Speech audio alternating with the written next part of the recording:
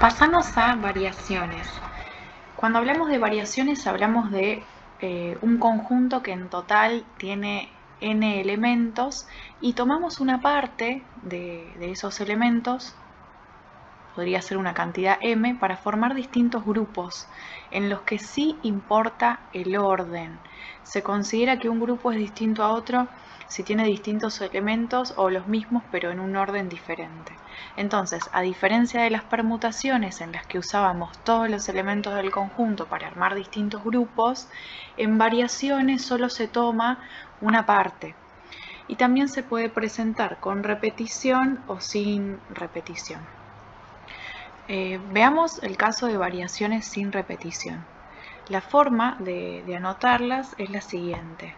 Se anota la B de variaciones. En la parte superior se va a estar escribiendo la cantidad total de elementos y en la parte inferior la cantidad de elementos que va a tener cada grupo, ¿sí? Entonces se calcula el factorial de n sobre la diferencia entre la totalidad de elementos que tiene el conjunto menos la cantidad de elementos del grupo, ¿no? El factorial de esa diferencia. Veamos algún caso para poder trabajar a modo de ejemplo. Tenemos números como el 1, el 4, el 6, el 8 y el 9. Se quieren armar números distintos de 3 cifras y los números no se pueden repetir, por eso estamos en variaciones sin repetición.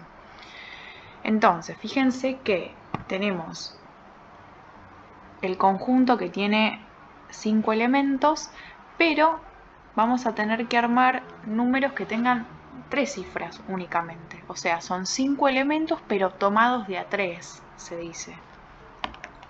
Entonces, se anota de esta manera, variación de 5 elementos tomados de a 3, y entonces vamos a tener factorial de 5 sobre 5 menos 3 factorial. Entonces eso es el factorial de 5 sobre el factorial de 2. El factorial de 5 es 120, es 5 por todos sus anteriores, sobre el factorial de 2 que es 2, entonces nos da 60 el resultado. O sea, son 60 los números distintos de 3 cifras que se pueden formar con estos números. Fíjense cómo me interesa recalcar esto porque es importante. El orden es fundamental en las variaciones, porque si yo utilizo, por ejemplo, estos 3 números, pero los acomodo de forma diferente, estoy generando otro número. Entonces, el orden sí es relevante en el caso de las variaciones. ¿Qué pasa cuando tenemos variaciones con repetición? Bueno, fíjense que la notación es B' y también se está escribiendo en la parte superior la cantidad total del conjunto y en la parte inferior la cantidad de elementos que tomo para armar el grupo. Y se escribe, se calcula mejor dicho, n elevado a la m. Tenemos acá un ejemplo, dice, ¿cuántos números distintos de 3 cifras se pueden formar con los números 1, 4, 6, 8 y 9. El enunciado, a diferencia del anterior, no aclara que tiene que ser de cifras distintas. Entonces, acá la interpretación nos permite darnos cuenta que los números sí podrían repetirse, de caso contrario estaría indicado en el enunciado.